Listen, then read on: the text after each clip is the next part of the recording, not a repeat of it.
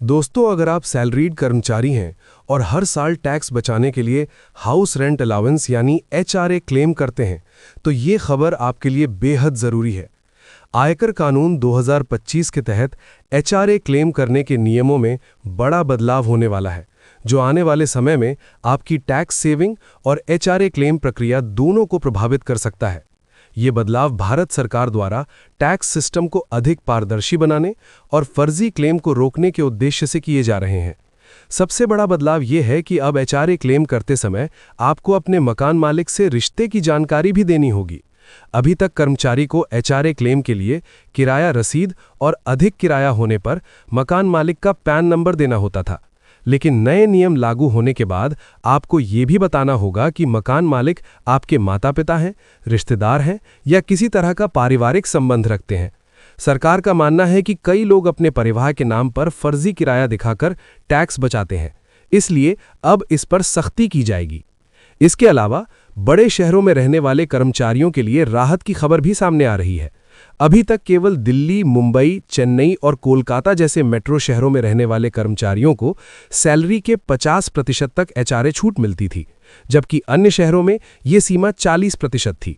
लेकिन नए प्रस्ताव के अनुसार बेंगलुरु, हैदराबाद, पुणे और अहमदाबाद जैसे तेजी से विकसित हो रहे शहरों को भी मेट्रो श्रेणी में शामिल किया जा सकता है। अगर ऐसा होता है तो इन शहरों में रहने वाले लाखों कर्मचारियों को ज्यादा टैक्स राहत का फायदा मिलेगा। ये भी समझना जरूरी है कि एचआरए पर टैक्स छूट कैसे तय होती है। एचआरए छूट हमेशा 3 शर्तों में से सबसे कम राशि के आधार पर मिलती है। पहली, कंपनी से मिलने वाला वास्तविक एचआरए। दूसरी, दिए गए किराए में से आपकी बेसिक सैलरी के 10% घटाने के बाद बची राशि।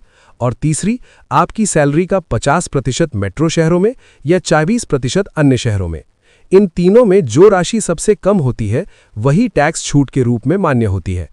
नए नियमों के तहत डॉक्यूमेंटेशन भी पहले से ज्यादा सख्त हो सकता है। कर्मचारियों को किराए का पूरा रिकॉर्ड, मकान मालिक की सही जानकारी और भुगतान का प्रमाण सुरक्षित रखना होगा। सरकार डिजिटल ट्रांजैक्शन को बढ़ावा देने पर भी जोर दे सकती है, ताकि किराए के भुगतान की सही जानकारी उपलब्ध रहे और गलत क्लेम को रोका जा सके। यहाँ एक और महत्वपूर्ण बात जानना जरूरी है कि अगर आप न्यू टैक्स रिजीम चुनते हैं तो सामान्यतः एचआरए छूट का लाभ नहीं मिलता। एचआरए का फायदा मुख्य रूप से पुराने टैक्स सिस्टम में ही उपलब्ध रहता है।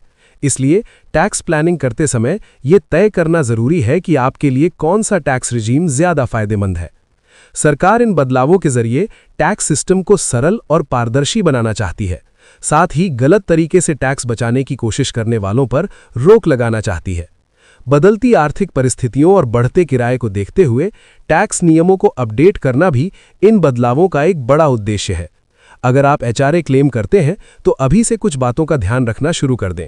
हमेशा किराए की रसीद संभाल कर रखें, मकान मालिक की सही जानकारी रखें, किराया डिजिटल तरीके से भुगतान करें और टैक्स फाइल करने से पहले सभी दस्तावेज तैयार रखें।